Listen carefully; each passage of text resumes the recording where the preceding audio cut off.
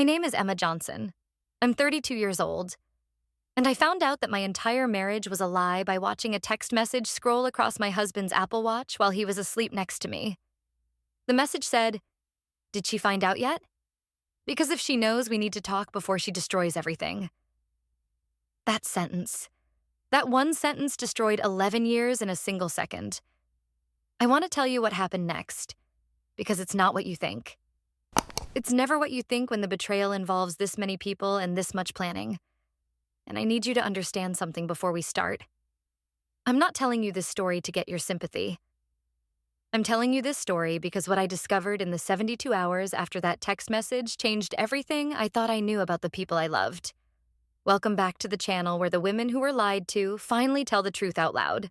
If someone in your life has ever made you question your own reality, this story is for you. Drop a comment and tell me the moment you realized you couldn't trust someone anymore. And hit subscribe because this goes places. Even I didn't expect it would go. I need to start before the text. I need to start at the beginning because the ending only makes sense if you understand what came before. And the beginning is long. The beginning goes back further than you might think. My husband's name is Michael. We met at university. I was 21 years old, studying business administration, and he was 22, studying architecture. He had this way of looking at you like you were the only person in a room full of people. I thought it was love at first sight. I was right about it being love. I was wrong about everything else. Michael was tall. He had dark hair. He had these gray eyes that seemed to see straight through you. He was quiet in the way that confident men are quiet. He didn't need to fill every silence. He just waited. And when he finally spoke, it meant something. We met in the library. I was working on a group project, and I was frustrated because one of my group mates was completely useless, and I was about to lose it. Michael was sitting at the next table. He didn't know me. We'd never spoken. But he could apparently sense my frustration from across the room because he looked up from his architectural drawings and he said, "You look like you're about to destroy something." I said, "I'm about to destroy my group mate." He smiled. He said, "That seems like it would complicate things." I said, "You know what would complicate things more? Actually asking someone to do the work they're supposed to do." Michael set down his pencil. He said, "What's the project?" I told him. It was a business case study about supply chain management. He listened to me explain it, and then he said, "Can I help?" Now, I want you to understand something. I didn't have to let him help. I could have said no. I could have handled it myself. But he had kind eyes and he was sitting right there, and something in me said yes before I even thought about it. We worked on it together for 3 hours. By the time we were done, it wasn't just a good project. It was an excellent project. And Michael and I had become friends. The next day, he asked me out for coffee. The day after that, he asked me out for dinner. By the end of that month, we were together. By the end of that year, I was in love with him. Michael was the son of David and Catherine Wells. His father was a real estate developer. His mother was a socialite who spent her time on charity boards and looked like she'd never had a single unhappy thought in her life. They had money. Serious money. The kind that comes with old family names and property portfolios and never having to worry about anything. When Michael married me, it was the scandal of their entire social circle, not because of who I was, because of who my father was. My father was Robert Johnson. He spent 30 years as a corporate accountant. He was good at it. He was careful. He was the kind of person who noticed when numbers didn't add up. He was the kind of person who followed those numbers until they led him somewhere he never wanted to go. My father worked for a development company. David Wells was the owner. In 2001, my father noticed something. He noticed that money was moving through the company in ways that didn't make sense. Money was going into accounts that weren't in any of the official records. Money was leaving the company and not coming back. My father did what he was supposed to do. He reported it. He went to the authorities.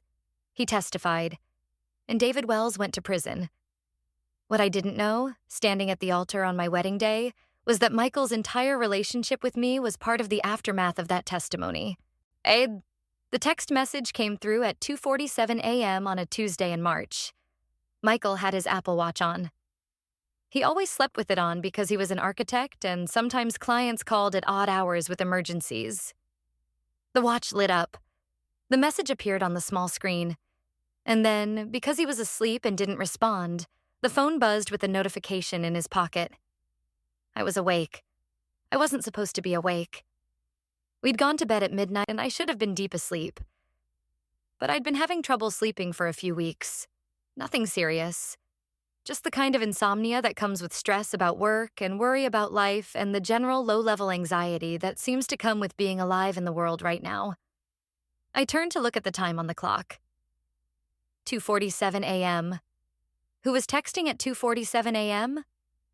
That's when I saw Michael's watch light up. That's when I saw the message. Did she find out yet? Because if she knows, we need to talk before she destroys everything. I didn't immediately understand what I was reading. My brain tried to process it in the context of normal things. Maybe someone was texting Michael about a work project? But no, work projects don't involve she and destroys everything. That doesn't make sense in the context of architecture. My brain tried another interpretation. Maybe someone was texting Michael about a friend? But Michael and I went to the same social circles. I knew his friends. None of them would be texting him at 2:47 a.m. about someone destroying something. I had to sit with the text for a moment before I understood what I was actually reading. The message was about me. The message was asking if I had found out about something. The message was asking if I was going to destroy something. And the message was implying that we, whoever we was, had plans that involved me not knowing about it. I didn't wake Michael up. I couldn't. If I woke him up, he would ask me what was wrong.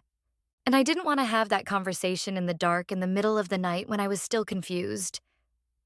So I lay there and I listened to him sleep and I waited for morning.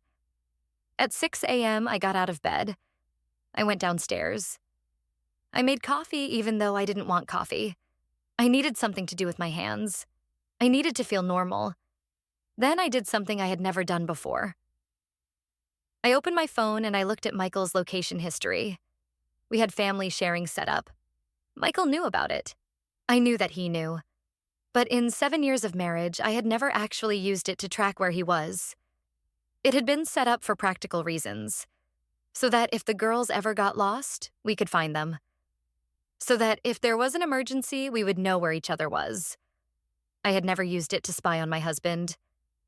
I told myself I wasn't spying. I told myself I was just checking. I told myself it was fine. Michael's location history showed something I had never seen before. Every Thursday for the last 18 months, Michael had been driving to the same address, a commercial building downtown. He would arrive at around 1 p.m. He would stay there for 2 to 3 hours. Then he would come home. Every Thursday. Without fail. And he had never told me about it. I didn't say anything when he came downstairs. He kissed me like he always did. He asked me how I slept. I said fine. I made him breakfast. We didn't talk about the fact that he was lying to me. That Thursday, I followed him. I had my sister watch the girls. I told her I had a work meeting, which was a lie. But the lie felt small compared to what Michael was doing. I followed him downtown. I parked a block away from the building, and I waited. I waited for 3 hours. When Michael came out of the building, I was shocked at how normal he looked. He wasn't acting like someone who had just done something wrong. He looked like someone who had just gotten coffee with an old friend. He looked peaceful. He drove home. I followed him, and I didn't confront him. Instead, I went to a lawyer. The lawyer's name was Patricia Morrison. She was a family law attorney. I told her what I'd found. I told her about the location history. I told her about the text message. I told her that I didn't know what was happening, but I knew something was wrong. Patricia listened very carefully. When I finished, she said, "Has your husband been acting differently? Emotionally distant? Spending more time away?" I thought about it. The answer was no. Michael had been exactly the same. Loving, attentive, interested in my day. interested in the girls. Nothing had changed in his behavior except for this one thing that I had discovered by accident. I said, no, he's been normal, which is what's making this so confusing. Patricia said, that's actually important information. In my experience, when someone is having an affair, it usually changes the dynamic of the relationship. The person becomes distracted. They become less present. They make excuses. But you're saying that hasn't happened. I said, no, that hasn't happened. Patricia said, I'm going to recommend something that you might not want to hear. Before you do anything else, before you file for divorce or even confront your husband, I want you to hire a private investigator. I want you to understand what's actually happening before you make any decisions. I said, you think there's something else going on? She said, I think there's definitely something else going on. The question is what? The private investigator's name was Daniel Chen. He was a former police officer who had started his own business after he retired. He met with me in a coffee shop. I told him about the text message. I told him about the location history. I showed him the address of the building. Daniel listened and wrote notes. When I finished, he said, Can I ask you something personal? I said, yes. He said, when you married your husband, did either of you have family drama? Family issues? Anything that might complicate the relationship? I thought about it. I said, my father sent Michael's father to prison. Does that count as family drama? Daniel put down his pen. He said, I'm sorry, what? I explained it to him. I told him about my father, about David Wells, about the embezzlement, about the prison sentence. Daniel was quiet for a long moment. Then he said, I think I know what your husband is doing. Or at least, I have a theory. Let me do some investigating. Give me 2 weeks. 2 weeks later, Daniel called me into his office. He had a folder. He laid it out on the desk in front of me. Inside were photographs, financial documents, email printouts, a timeline. Daniel said, your husband is working with his father. They've been planning something for a long time. I don't have all of it yet, but what I can tell you is this. Your husband has been meeting with a man named Richard Sterling every Thursday. Richard Sterling is a financial advisor. Your husband has been meeting with him to set up investment accounts. The accounts are in your name. I said, what do you mean in my name? Daniel said, I mean that Richard Sterling has been setting up financial accounts. The accounts are registered to you, but the money is being put in by your husband. And your husband has been telling Richard Sterling that you're aware of the accounts and you've approved them. I said, I haven't approved anything. Daniel said, that's what I assumed, which is why I dug deeper. And what I found is that your husband is setting up the accounts in preparation for you to sell something, or to transfer something, or to liquidate something. My stomach dropped. I said, what am I supposed to be selling? Daniel said, I don't know yet, but I think it has to do with your father. I think it has to do with whatever your father did to David Wells. And I think your husband's father is trying to use you as a way to get something from your father. I sat there, and I felt the world tilt. Daniel said, I'm going to recommend that you go home and you're going to be very careful. You're not going to sign anything. You're not going to give anyone access to anything. And you're going to call your father. I called my father from my car. I told him to meet me. I didn't tell him why. He said he could meet me in an hour at a park. The same park where he had taken me when I was a kid. The park where he had taught me how to ride a bike. I got there first. I sat on a bench and I waited. When my father arrived, he looked older than I remembered. Or maybe I was just seeing him differently. I said, Dad, I need to talk to you about David Wells. My father sat down very slowly. He said, what happened? I told him everything. I told him about the private investigator. I told him about the accounts in my name. I told him about Michael. I told him about the text message. When I finished, my father was very quiet. Then he said, I'm sorry. I'm so sorry, Emma. I've been dreading this conversation for 11 years. I said, "What do you mean?" My father took a breath. He said, "When I reported David Wells, I was protecting you and your mother. But I also did something else. Something I've never told anyone about. And I'm afraid that's what he's after." I said, "What did you do?" My father said, "I took something. Something that wasn't mine to take. And if David Wells ever finds out about it, it could destroy my career. It could destroy everything." I said, "What is it?" My father was quiet for a very long time. Then he said, "Come home with me. I need to show you something. But once you know what it is, you're going to have to decide what to do with it." My parents' house was the same as it had always been. The same furniture, the same pictures on the walls, the same feeling of safety that I'd had since I was a child. My mother was there. When she saw my face, she immediately understood that something was wrong. My father told her what had happened. He told her what I had discovered. And then he went upstairs. When he came back down, he had a folder in his hand. The folder was old. The corners were bent. The edges were worn.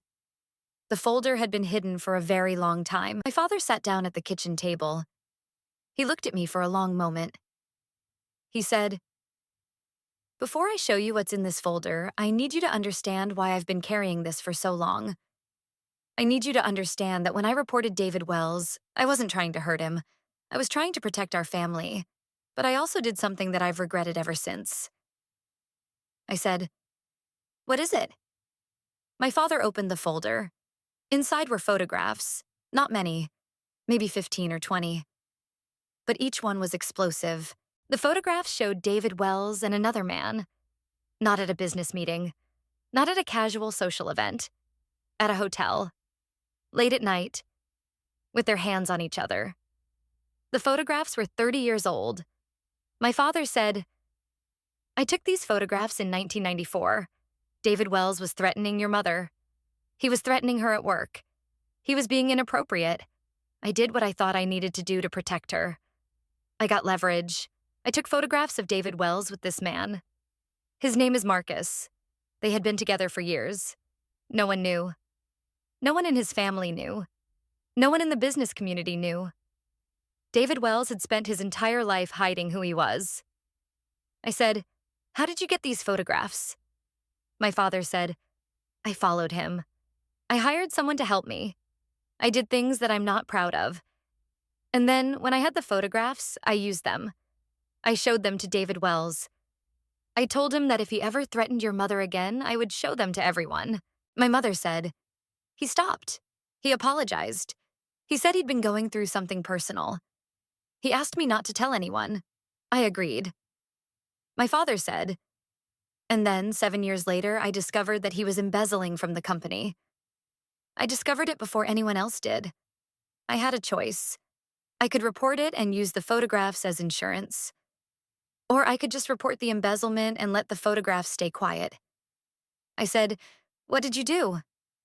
My father said, "I reported just the embezzlement. I didn't use the photographs. I didn't tell anyone about them. I let David Wells go to prison without destroying his entire life." My mother reached over and took my father's hand. My father said, "David Wells has spent 11 years in prison and then out of prison trying to figure out how your father found out about the embezzlement. He's been trying to figure out if there's something else. Something your father knows that he doesn't know he knows." I said, "And now Michael is trying to get me to sign documents that will give David Wells access to something." My father nodded. "I think he's trying to make you liquidate some assets or transfer some property. Once you do that, once you sign the documents, your father will be in a vulnerable position. Your father will owe David Wells something. David Wells will have control." I sat there, and I felt something break inside of me. I said, "Dad, what do you want me to do?" My father looked at me for a long time. He said, "I want you to be safe, and I want you to decide what's right for you. Not for me. For you." I said, "If Michael was sent to marry me to manipulate me into doing this, How am I supposed to know what's real? My father said, "That's the terrible thing about this situation, Emma. You might never know. But what I can tell you is that whatever Michael's original intentions were, the way he's treated you for 11 years has been consistent. Whatever started as a plan has become something real. Or at least, that's what I choose to believe about my son-in-law." I drove home that night thinking about the choices in front of me. I could go to the police. I could report David Wells for fraud. I could report Michael for whatever it was he was doing. I could use the photographs. I could go directly to Michael's father, and I could threaten to destroy him the way my father had chosen not to. I could confront Michael. I could demand answers. I could demand the truth. Or I could do something else entirely. When I got home, Michael was asleep. I lay in bed next to him, and I couldn't sleep. I looked at his face in the dark. I tried to remember the moment when I first knew I was in love with him. I tried to remember if that moment had been real. At 3 a.m., I got out of bed. I went to my laptop. I opened it up. And I started looking at things I had never looked at before. I pulled up Michael's company email on the shared cloud. I shouldn't have done it. I was violating his privacy, and I knew it. But I needed to understand what was happening. What I found was a series of emails between Michael and his father. The emails went back years. The first one was from 2007. Michael was 24 years old. The subject line said, "The plan." The body of the email said, "I understand what you want me to do now. I'm ready to do this if it'll help you. Just tell me what I need to do." I sat there and I felt my heart rate spike. The next email was 6 months later. Michael had written, "I got her to agree to dinner with you and Mom. She's nervous about it, but she'll come. She's a good person, Dad. I hope this doesn't hurt her too badly." I had to step away from the computer. I had to go into the bathroom, and I had to sit on the floor for a few minutes and try to breathe. The next email was from 2010 after we were married. Michael had written, "She's going to take over her father's financial planning. She's going to be their advisor. That's when we do it. That's when we can get what we need." And then, the final email, from just 2 weeks ago, from David Wells to Michael. The message said, "Everything is in place. The investment is ready. As soon as she signs the paperwork, we're clear. After that, it doesn't matter what she knows." I sat at my laptop for hours. I read the emails over and over again. I tried to make them mean something different. I tried to find a different interpretation. But there was only one interpretation. My husband had married me as part of a plan. The plan had been his father's. But my husband had participated. My husband had known. And my husband had chosen to do it anyway. At 6 a.m., I packed a bag. I left a note that said I needed to think about some things, and I was going to stay at a hotel. I didn't wake Michael up. I didn't say goodbye. I just left. The hotel was a small place near the airport, the kind of place where no one asked questions. I paid cash. I checked in. I went to my room. And then I called the private investigator. I told him what I had found. I told him about the emails. I told him about the plan. I told him that I needed to understand what the plan actually was. What were they trying to get me to do? Daniel said he would investigate further and get back to me in 48 hours. In the meantime, I did something else. I called my father. I told him everything. I told him about the emails. I told him that Michael had knowingly participated in his father's plan. I told him that I was sitting in a hotel room near the airport and I didn't know what to do. My father said, "Emma, I'm coming to get you." I said, "Dad, I need to figure this out." He said, "You will figure it out, but you're not going to do it alone. I'll be there in an hour." When my father arrived at the hotel, he didn't ask a lot of questions. He sat down next to me and he hugged me. And I cried. I cried like I hadn't cried since I was a child. I cried because my marriage was a lie. I cried because my husband had known it was a lie and had done it anyway. I cried because I didn't know if my children were part of the plan or if they were the only real thing in my entire life. My father said, "Whatever you decide to do, I'll support you. But Emma, I want you to know something. I've been carrying those photographs for 30 years. I've let them shape my life.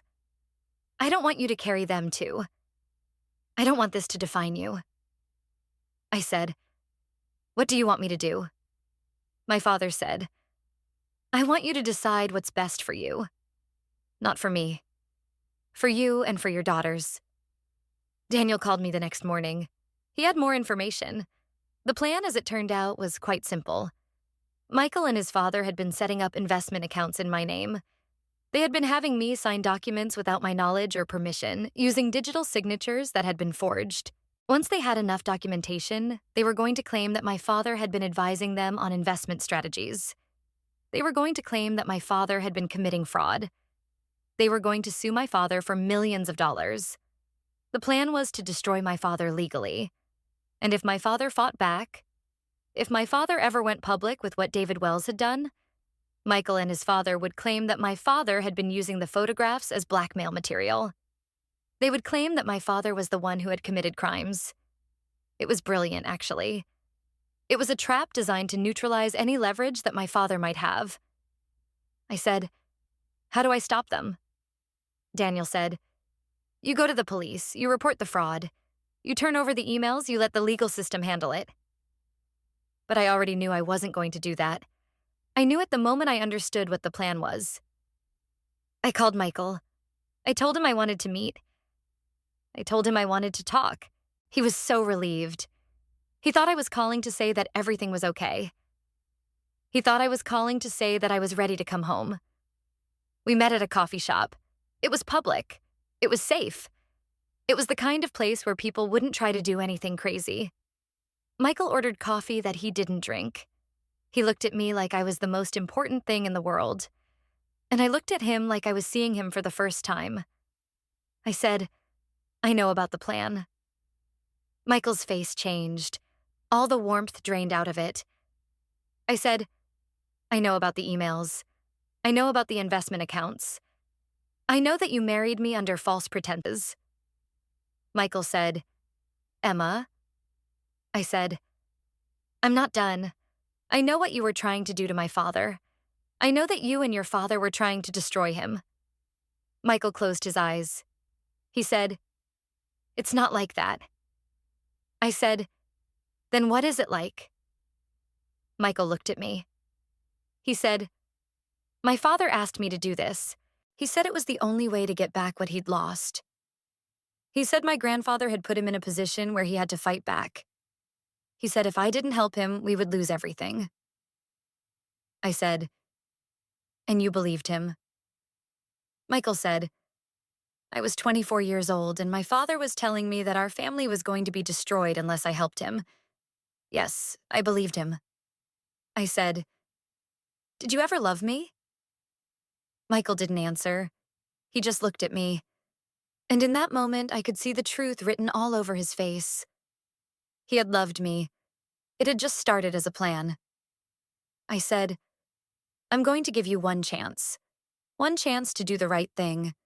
I'm going to file for divorce. I'm going to take full custody of the girls. I'm going to take the house. I'm going to take your retirement, and I'm going to take your company."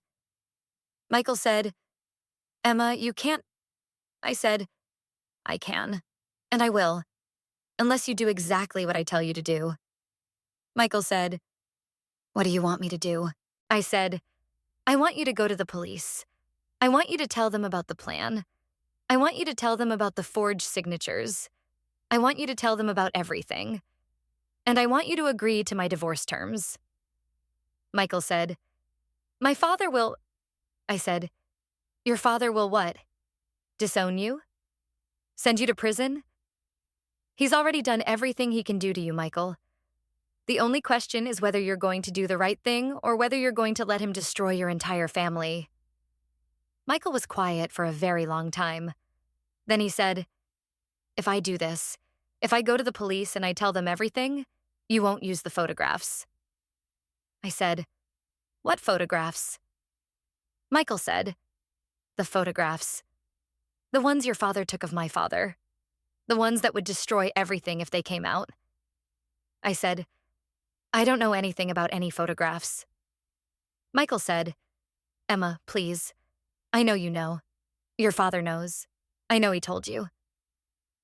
I said, Michael, I'm giving you a choice. You can help my father. You can turn state's evidence against yours. You can be a better person than the man who raised you. Or you can refuse, and I will use every tool at my disposal to make sure that you and your father never hurt anyone again. Those are your choices. Michael looked at me for a long moment, and I could see him making the decision. I could see him choosing. He said, Okay, I'll do it. I'll go to the police. I'll tell them everything. I said, You have to be truthful. He said, I know. I said, And you have to accept the divorce terms. He said, I know that too. Then Michael did something I wasn't expecting.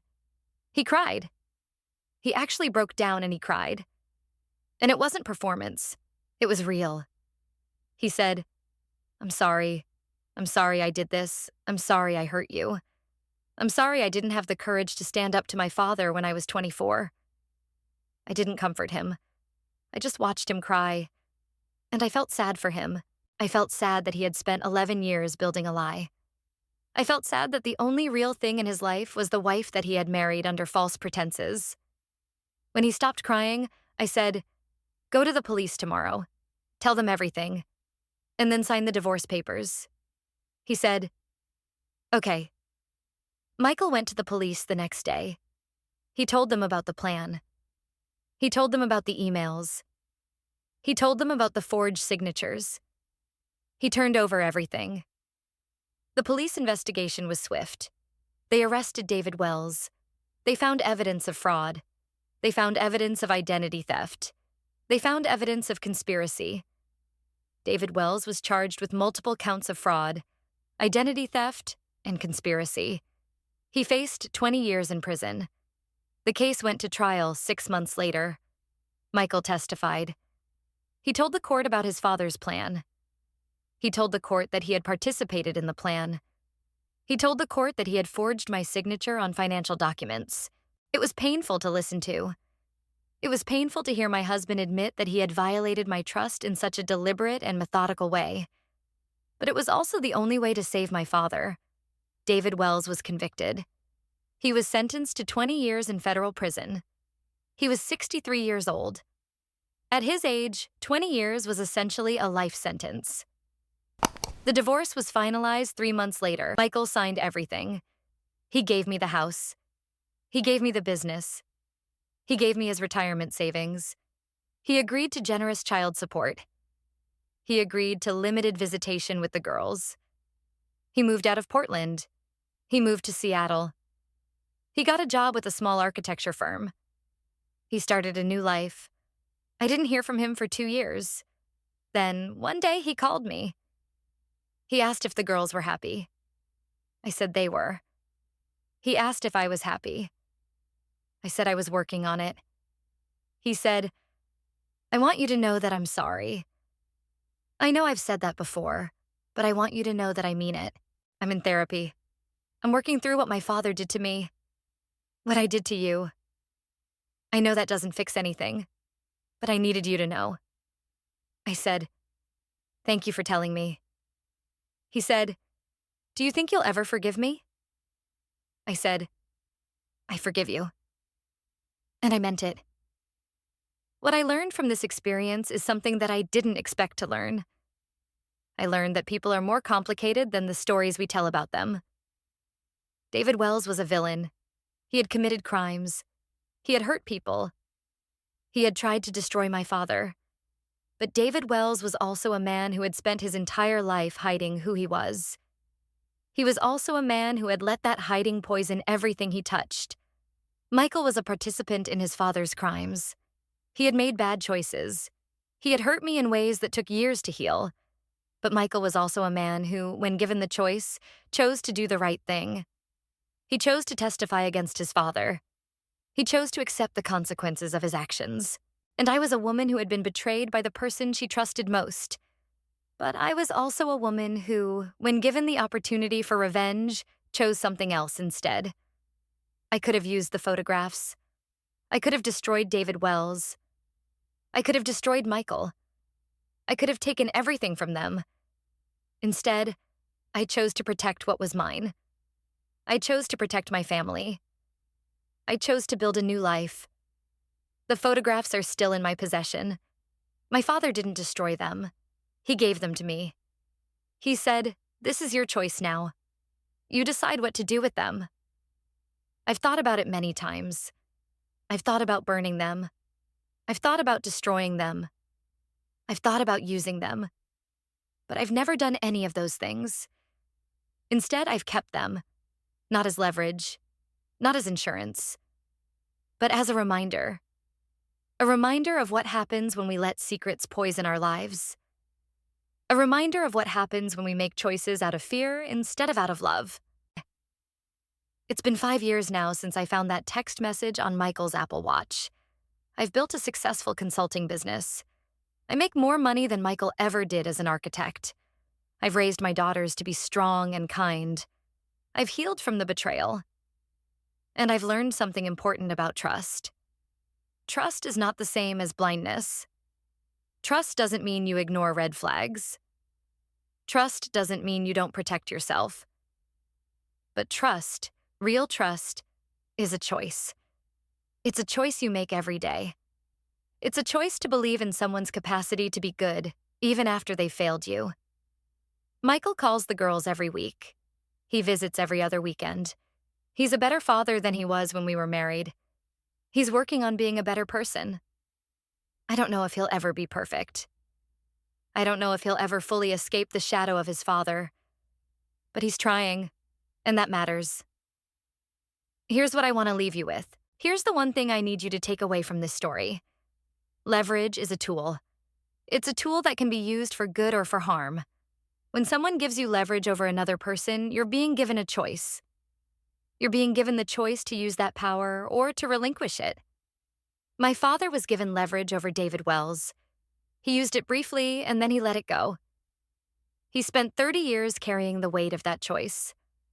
I was given leverage over David Wells. I was given leverage over Michael.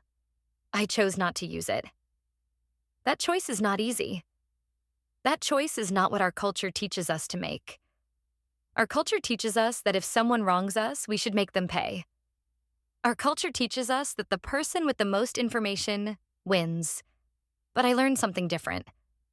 I learned that the person who relinquishes the power to hurt someone else is the one who actually wins. The person who chooses to build instead of destroy is the one who actually wins. My father spent 30 years being haunted by those photographs. I spent 5 years rebuilding my life. But I didn't spend those 5 years being haunted. I spent them healing. And that's the difference. If you're sitting with leverage right now, if you're sitting with information that could destroy someone, I understand the temptation to use it. I understand the pull toward revenge. But I'm asking you to consider another option. I'm asking you to consider what it would feel like to let it go. That's my story. That's the whole thing. Thank you for letting me tell it.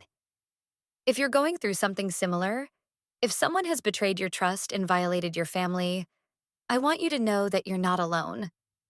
I want you to know that healing is possible. I want you to know that you get to decide what happens next. Leave a comment. Tell me about a time you had to choose between revenge and healing. Hit subscribe, and I'll see you in the next one. I need to tell you something else. Something I haven't talked about publicly before. Something that happened after the trial. Because the trial wasn't the end. It was the beginning of something I didn't expect. After David Wells was convicted, after he was sent to prison, his wife Catherine called me. Catherine Wells had been absent through most of the trial. She had sat in the back of the courtroom, but she hadn't spoken to anyone. After the verdict, she disappeared. When she called, I didn't recognize her voice at first. She said, "Emma, I need to see you. I need to talk to you about something. It's about David. It's about Michael. It's about everything." I almost said no. But then I remembered what my father had said. He had said that people are more complicated than we think. He had said that Catherine didn't know, that she had chosen not to know. I said, "Okay, we can talk." We met at the same coffee shop where I had met Michael. It felt appropriate. Full circle. Catherine looked like she had aged 10 years in the 6 months since the trial. She had dark circles under her eyes. Her hair had gone completely gray. She looked like a woman who had been carrying something very heavy. She ordered tea that she didn't drink. She looked at me for a long moment. She said, "I want to apologize. I know that doesn't matter. I know that saying sorry doesn't fix anything, but I need you to hear it anyway. I'm sorry for what my husband did to you. I'm sorry that I didn't know it was happening. Or maybe I did know and I just didn't want to acknowledge it." I said, "Did you know about the plan?" Catherine shook her head. "No, I didn't know about the plan specifically. But I knew that David was planning something. I knew that he was angry about your father. I knew that he wanted revenge. And I just didn't ask questions. I didn't want to know the details because I was afraid of what I would learn." I said, "How long were you married? Were you—" She said, 41 years. I said, "And in all that time you didn't know who he was?" She said, "I knew exactly who he was. That was the problem. I just wanted to pretend I didn't." I thought about that. I thought about spending 41 years with someone and choosing not to see them. I thought about the kind of loneliness that must be. Catherine said, "There's something else I need to tell you. Something I found out during the trial. Something about David. Something about why he was so angry." I said, "What is it?" She said, "He wasn't angry just because of the embezzlement. He was angry because of the photographs.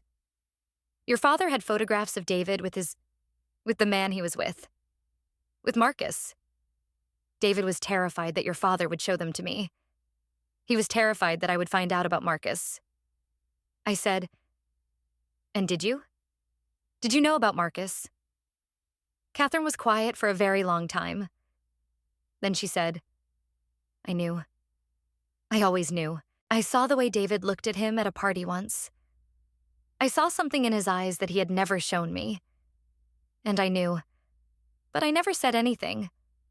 I just pretended not to know. I didn't know what to say. I didn't know how to feel about a woman who had known the truth about her husband and had chosen to let him lie to her." Catherine said, "I'm getting a divorce. I've already talked to a lawyer. I'm leaving David. And I wanted you to know that before I tell him." I said, "Why are you telling me this?" She said, "Because I want you to know that what David did to you wasn't your fault. And what Michael did to you wasn't your fault. And I'm sorry that it happened. I'm sorry that I didn't have the courage to stop it." After Catherine left, I sat in that coffee shop for a long time. I thought about marriages. I thought about the lies we tell ourselves to stay in them. I thought about what it means to know someone and to pretend you don't. It took me longer than I expected to get over Michael. Not to get over the love. The love had died the moment I found that text message. But to get over the violation of it. To get over the sense that something sacred had been broken. I went to therapy. I talked about my marriage. I talked about the lies. I talked about the fact that I would never know with absolute certainty when Michael's love had become real. Or if it had ever been real at all. My therapist said, "Does it matter?" I said, "Of course it matters." She said, "Why?" I had to think about that. I had to sit with that question for a long time. And finally, I realized that it didn't matter. What mattered was what I had done with the love I had felt. What mattered was that I had been a good wife. What mattered was that I had been a good mother. What mattered was that I had chosen to build something instead of to destroy. That was what mattered. Lily and Sophie were 7 and 5 when the trial happened. They were old enough to know that something was wrong. They were too young to understand what it was. I told them that their father and I were getting divorced. I told them that he loved them very much. I told them that the divorce wasn't their fault. I didn't tell them that their father had married their mother as part of a revenge scheme. I didn't tell them about the plan. That wasn't their burden to carry. But I did teach them something. I taught them to notice when people lied. I taught them to trust their instincts. I taught them that if something felt wrong, it probably was. Lily said to me once, "How did you know Dad was lying?" I said, "Because I paid attention. I paid attention to the things that didn't add up. And then I did something about it." She said, "What if you didn't do anything about it?" I said, "Then I would have spent the rest of my life wondering if I was going crazy." She nodded like that made sense to her. I want to talk about something that I think is important. I want to talk about the fact that knowing the truth doesn't always make you feel better. Everyone thinks that truth is better than lies. Everyone thinks that if you just know what's really happening, you'll feel relieved. But I found out the truth about my marriage, and I felt worse. I felt exposed. I felt like I had been living a delusion. I felt like every good moment had been tainted by the knowledge that it had started as a plan. It took me years to understand that those moments weren't actually tainted. The moments were real. The love I felt was real. The fact that it started as a plan didn't change the fact that it became something else. But I had to grieve the delusion before I could accept the reality. A year after David Wells went to prison, he died. He had a heart attack in his cell. He was 64 years old. The prison called Michael to tell him. Michael called me to tell me. We didn't talk long. He just said, "My father died." I said, "I'm sorry." And I meant it. Not because I loved David Wells, but because Michael had lost his father. And no matter what his father had done to me, Michael still loved him. Michael said, he wanted me to know something. Before he died, he wrote me a letter. He asked the prison chaplain to give it to me after he was gone. I said, "What did it say?" Michael said, he apologized. He said he was sorry for what he'd done. He said he was sorry that he'd involved me in it. He said he was afraid and angry and he took it out on your family. He said he knew I would never forgive him and he understood. I said, "Did you forgive him?" Michael said, "I don't know. I'm still working on that." Here's what I want you to understand about forgiveness. Here's what I've learned. Forgiveness doesn't mean that what someone did was okay. Forgiveness doesn't mean that you forget. Forgiveness doesn't even mean that you want that person back in your life. Forgiveness is something you do for yourself. It's something you do so that you can stop carrying the weight of their actions.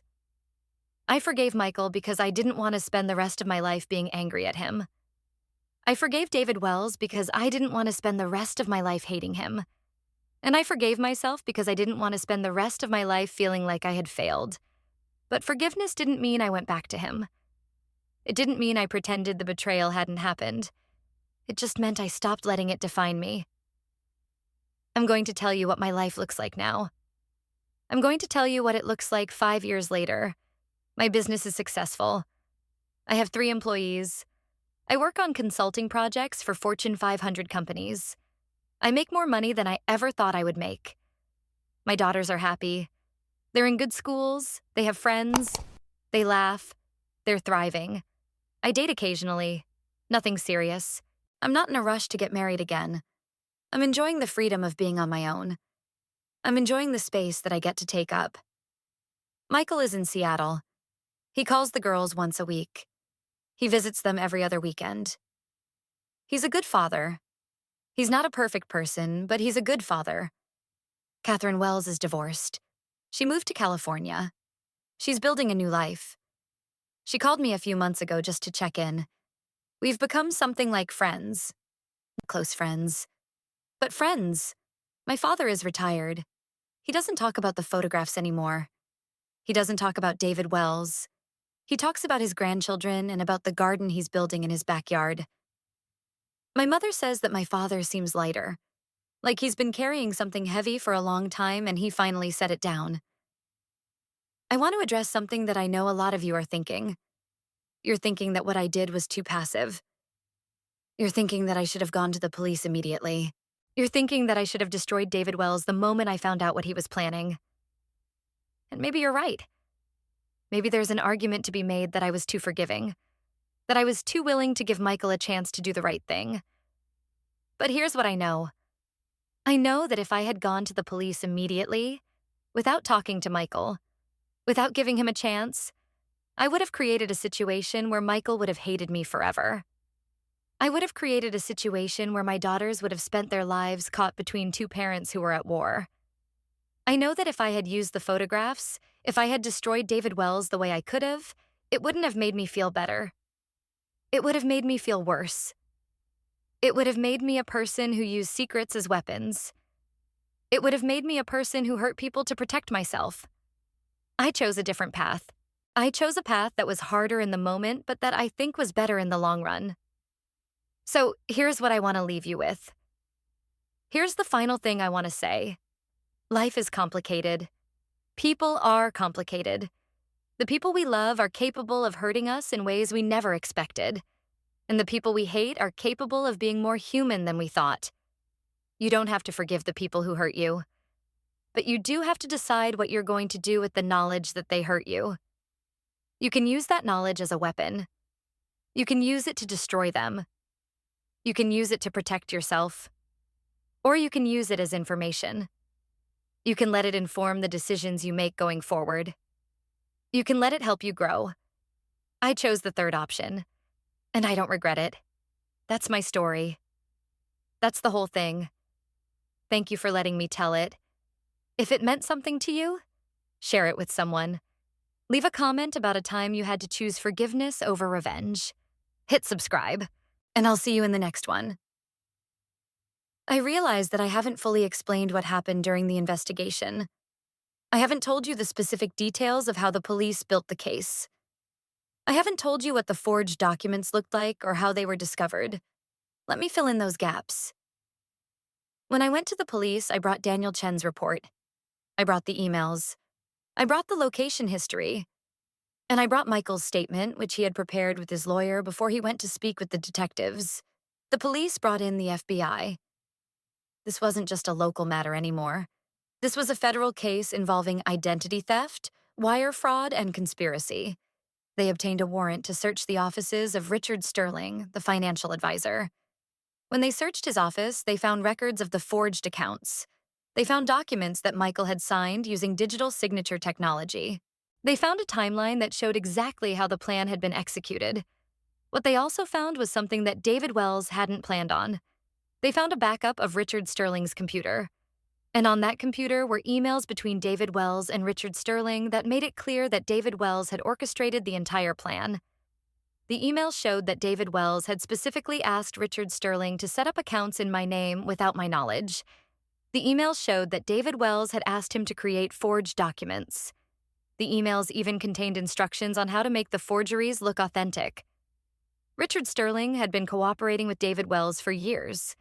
But when the police found him, when they presented him with the evidence, he immediately made a deal with the prosecutors. He agreed to testify against David Wells in exchange for immunity. Richard Sterling had created the forgeries, but Richard Sterling had also created a paper trail. He had saved the emails. He had kept records. And those records became the evidence that convicted David Wells. Michael's testimony was crucial, but it wasn't the most important testimony. The most important testimony came from Richard Sterling, who explained exactly how the forgeries were created and who had ordered them. I want to tell you about the moment I testified. I want to tell you what it was like to sit in a courtroom and talk about the violation of my privacy to a room full of strangers. I testified on the third day of the trial. I was nervous. Not because I was afraid of David Wells, but because I was afraid of what I would see in Michael's face when I talked about how he had hurt me. The prosecutor asked me to explain the discovery. She asked me to walk through the timeline. She asked me to describe the moment when I understood what was happening. I told the story. I didn't cry. I didn't show emotion. I just told the story. When the prosecutor finished, David Wells's attorney stood up. He asked me questions designed to make me look like I was exaggerating. He asked me if I was certain that Michael had known about the plan. He asked me if I was certain that David Wells had orchestrated it. I answered every question truthfully. And at the end of his questioning, I looked directly at David Wells and I said, "I know you did this. I know what you were trying to do, and I know that it was wrong. It wasn't emotional. It wasn't dramatic. It was just true, and I think the jury could feel the truth in it. I want to tell you about something that happened after the verdict. It's something I've never talked about publicly before, and I'm a little nervous about telling you. David Wells sent me a letter. He wrote it in prison. He mailed it to my house. The letter said, "Emma, I don't expect you to read this. I don't expect you to forgive me. I don't expect anything from you. But I need you to know something. I need you to understand that what I did to you had nothing to do with you. You were never the target. You were just the path. The target was your father. Your father took everything from me. He took my freedom. He took my dignity. He took my life. When I got out of prison, I was a different man. I was bitter. I was angry. I wanted revenge. I wanted to hurt the man who had hurt me, but I couldn't hurt your father directly. So I decided to hurt him through you. I told Michael to marry you. I told him that if he did, that if he could get close enough to your family, we could use you to destroy your father. It was a calculated plan. It was cruel. It was wrong. But here's what I didn't expect. I didn't expect my son to fall in love with you. I didn't expect him to actually care about you. I didn't expect that what started as a plan would become something real. When I realized what was happening, when I understood that Michael actually loved you, I should have stopped. I should have called off the plan. I should have told Michael that he didn't have to do this anymore. But I didn't. I was too angry. I was too full of hate. And now I'm in prison. And my son is divided. And you have been hurt. And none of it brought me any peace. I'm writing to tell you that I'm sorry. I'm writing to tell you that I know this apology doesn't mean anything. I'm writing to tell you that I understand if you never forgive me. But I need you to know that I understand what I did, and I understand the cost of it. Take care of yourself, Emma. Take care of Michael. Take care of your daughters. Don't let what I did poison the rest of your life. David Wells. I read that letter many times. I read it when I was angry. I read it when I was sad. I read it when I was trying to understand what had happened. And eventually, I understood something. I understood that David Wells had spent most of his life running from the truth. He had spent most of his life hiding who he was. And when that hiding caught up with him, when he couldn't hide anymore, he lashed out. He lashed out at my family. He lashed out at my father. He lashed out at me. But the person he was really lashing out at was himself. I want to talk about something else that I don't think people talk about enough. I want to talk about the friends who disappeared. When my marriage ended, when the news got out about what Michael had done and what David Wells had tried to do, a lot of people who I thought were my friends disappeared. They didn't call. They didn't text. They didn't reach out. They just disappeared. I think they were uncomfortable. I think they didn't know what to say. I think they thought that the scandal might somehow rub off on them. But some friends stayed. My friend Sarah was there from the beginning. She listened. She didn't judge. She just listened. Sarah said to me once, "You know what the difference is between the friends who stayed and the friends who left?" I said, "What?" She said, "The friends who stayed are the ones who don't need you to be perfect. The friends who left are the ones who needed you to be perfect so that they could feel good about themselves." That made sense to me. It made sense that people who needed me to be perfect would leave when I wasn't anymore. I want to tell you about the person I became after all of this. I became harder. I became less trusting. I became more cautious. I also became stronger. I became more independent. I became more clear about what I wanted and what I didn't want. I don't regret either of those things. The hardness has protected me. The strength has enabled me to build something. But I've also had to work to make sure that the hardness doesn't turn into coldness. I've had to work to make sure that the caution doesn't turn into paranoia. I've had to work to make sure that the strength doesn't turn into rigidity. It's a balance, and it's a balance that I'm still learning to maintain. I want to address the people who are going through something similar to what I went through. I want to tell you that it's okay to be confused. It's okay to not know what to do. It's okay to be scared, but I also want to tell you something else. I want to tell you that you have more power than you think you have. You have the power to decide how you respond. You have the power to decide what you're going to do with the knowledge that you've been betrayed. You have the power to decide what kind of person you're going to be. Don't let anyone else make that decision for you. The last thing I want to say is this. I don't know if my story will inspire you. I don't know if it will help you. I don't know if it will change your mind about anything. But I hope that it will at least show you that it's possible to survive betrayal. It's possible to heal from it. It's possible to build something new. And that something new doesn't have to be perfect. It just has to be real. Mine is real. It's real and it's mine. And I'm grateful for it. Thank you for listening. Thank you for being here for this story. And I'll see you in the next one. I want to tell you one more story. One more thing that I think is important. About 6 months after the divorce was finalized, I was walking in the park with my daughters. It was a beautiful day. The sun was out. The birds were singing. Everything felt normal. Lily was holding my hand. Sophie was running ahead, chasing ducks that had no interest in being chased. And Lily said to me, "Mom, are you happy?" I stopped walking. I thought about the question. I thought about everything that had happened. I thought about the violation. I thought about the betrayal. I thought about the pain. And then I looked at my daughter. I looked at her face. I looked at her eyes. And I said, "Yes, I'm happy." And I meant it. Not because everything was perfect. Not because everything had worked out the way I wanted it to, but because I was alive. Because my daughters were alive. Because I had survived something that could have destroyed me. That happiness. That simple, quiet happiness. That was worth everything that had happened. I also want to tell you about the moment when I finally let go of the photographs.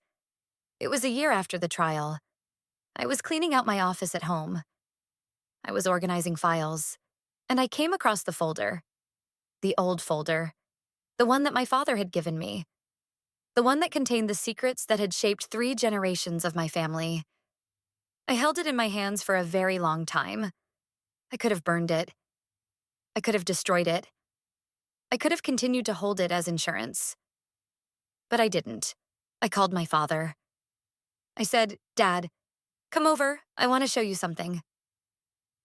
When he arrived, I showed him the folder. I said, "I want to destroy it, and I want you to help me."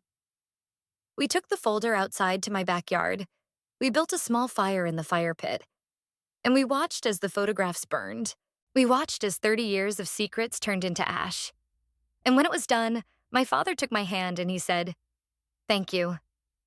I said, "For what?" He said, "For not letting this consume you. For not letting it define your life. For choosing to build instead of destroy." I said, "I learned from you." He smiled. He said, "I know, and I'm proud of you." The last thing I want to tell you is about the letter I wrote to Michael. I wrote it 2 years after the divorce. I wrote it because I needed to say some things that I hadn't been able to say. The letter said, "Michael, I've been thinking about our relationship. I've been thinking about how it started. I've been thinking about how it ended. And I want you to know something. I want you to know that I believe the love was real. I don't know when it became real. I don't know if it became real immediately or if it took years to develop. But I believe it was real. I know that doesn't excuse what you did. I know that doesn't make the betrayal any less real. But I want you to know that I believe it. I also want you to know that I've forgiven you. Not because you deserve it, but because I need to move forward. Because I need to not carry this anger anymore. I'm going to build a good life for myself and for our daughters. And I want you to know that you're welcome in that life. Not as my husband, but as the father of my children. As a person who I once loved. As a person who I believe is trying to do better. Take care of yourself. And take care of the girls. Emma." I mailed that letter. I didn't expect him to respond, but he did. His letter was short. He said, "Emma, thank you for writing to me. Thank you for forgiving me. It doesn't change what I did, but it changes me. I'm going to spend the rest of my life trying to be the person you believed I could be. Love, Michael." So here's where I leave you. Here's the final moment of this story. I'm 32 years old. I'm divorced. I'm a mother. I'm a businesswoman. I'm a survivor.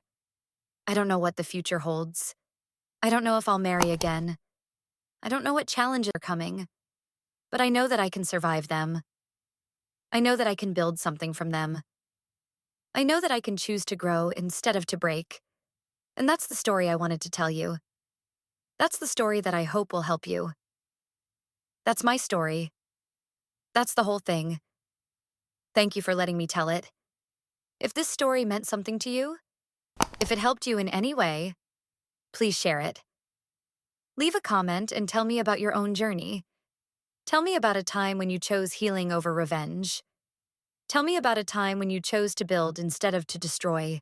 Hit subscribe and come back for the next story. Because there are always more stories. There are always more people trying to survive. There are always more chances to learn and to grow. And I'll see you in the next one.